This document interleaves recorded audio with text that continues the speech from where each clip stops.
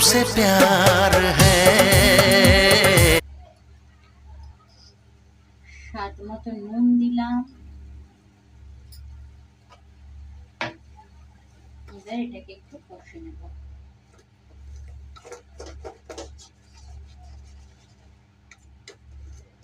আজকে কাতলা মাছই আনা হয়েছে, একটা প্রায় 2 কেজি ওজনের। সেই মাছটারই দুরকম বানাবো, আবার কিছুটা মাছ রেখেও দিয়েছি, কারণ এত মাছ কে খাবে বলো। এবারে এই বাটি ধোয়া জলটা একটু দিয়ে দিলাম, খুব বেশি জল দেব না, আর 1 বাটি মতো জল দিচ্ছি।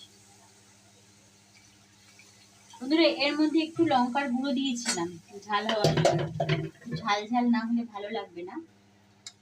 এবারে জল দিয়ে এবার মাছ ছেড়ে দেবো কিছুটা।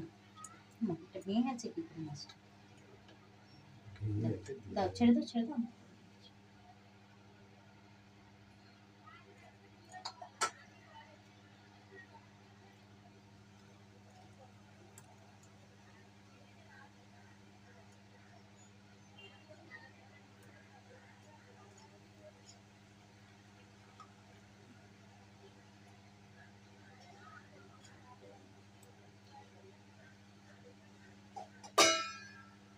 ঢাকা দিয়ে দিলাম। বন্ধুরা দেখো এই মাছটা হয়ে গেছে, জাস্ট 1 পিঠ উল্টে দেব, তাহলেই হবে।